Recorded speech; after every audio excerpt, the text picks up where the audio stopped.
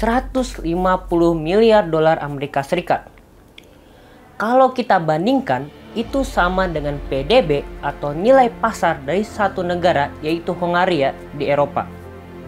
Dengan jumlah yang sama, itu merupakan nilai harta kekayaan Jeff Bezos, orang terkaya di dunia sekarang.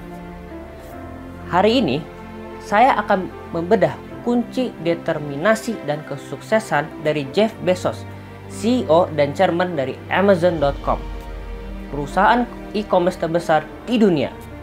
Untuk itu, mari kita mulai sejarah now.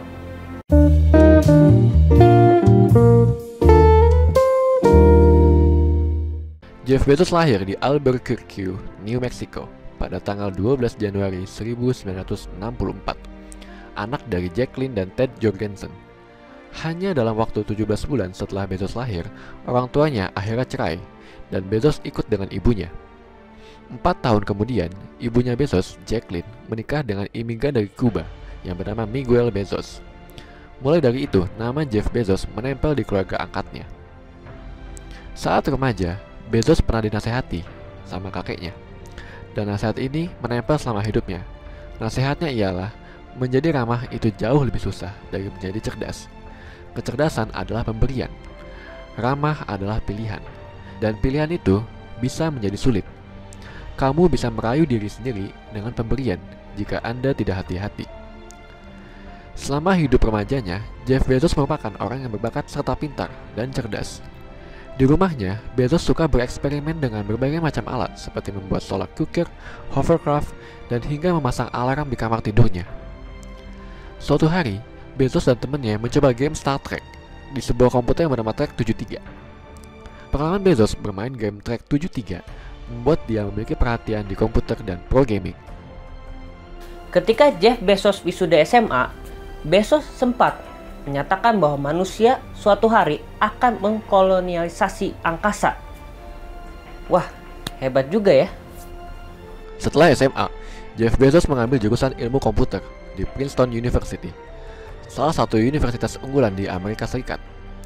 Setelah lulus kuliah, awalnya Bezos bekerja di perusahaan fintech dan perbankan. Di antaranya adalah Vitel, Bankers Trust, dan D.E. Shaw. Pengalaman Bezos terjun di dunia fintech dan perbankan membuat dia paham untuk bermain bisnis dan pasar saham untuk kedepannya. Selama beberapa tahun ke depan, Jeff Bezos sangat tertarik dengan berkembangnya internet di tahun 1990-an. Bezos menyadari sepanjang tahun 1990 sampai 1995, pertumbuhan pengguna di internet telah mencapai 300%.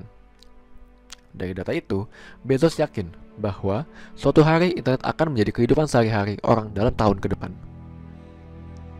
Pada tahun 1994, bersama dengan istrinya, Mackenzie Bezos, Jeff Bezos keluar dari D.E. Shaw dan memutuskan untuk mendirikan perusahaan barunya, yaitu Amazon.com di Seattle, Amerika Serikat.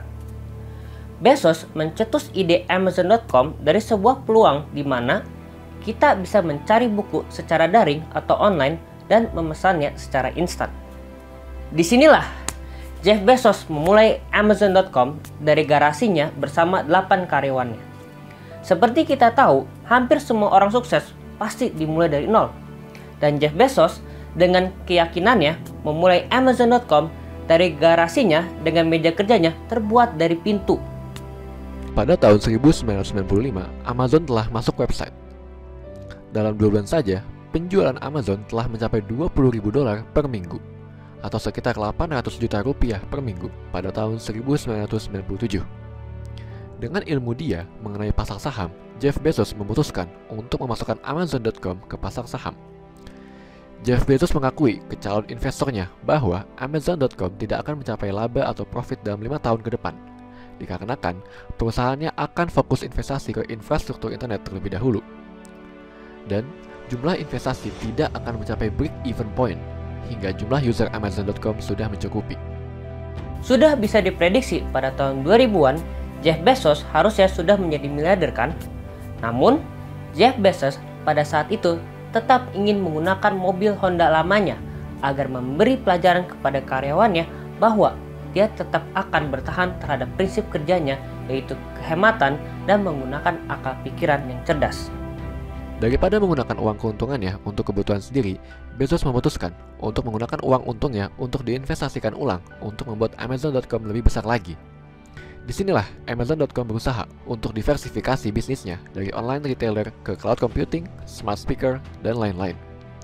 Contoh produk inovasi dari Amazon adalah Kindle, alat untuk baca e-book, servis premium video Amazon yang dinamakan Prime Video, Amazon Go, Amazon Echo, dan Amazon Web Service.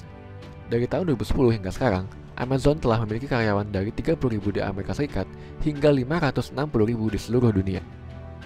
Dan seperti yang kita tahu sebelumnya, jumlah kekayaan Jeff Bezos telah mencapai 100 miliar dolar Amerika Serikat.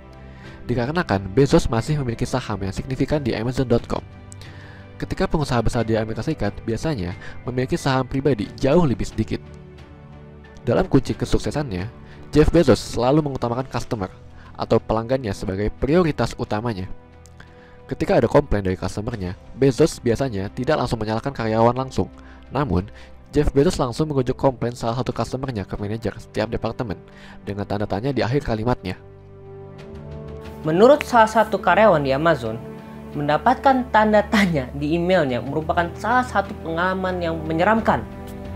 Ketika masalahnya sudah diselesaikan, namun Jeff Bezos menjawabnya dengan smiley face. Dari pengalaman komplain customer, Jeff Bezos mengambilnya satu persatu untuk menjadi case study untuk meningkatkan customer service di perusahaannya. Jadi, salah satu pelajaran penting yang kita bisa petik dari Jeff Bezos adalah jika kita ingin usaha, kita dikenal baik dan mendapatkan komentar baik, sebaiknya kita mulai fokus di peningkatkan mutu layanan untuk customer. Jangan kayak Speedy ya. Ya, itulah seputar biografi dari orang yang terkaya di dunia. Saya Abir Habinsani, jangan lupa like dan subscribe. Terima kasih dan sampai jumpa.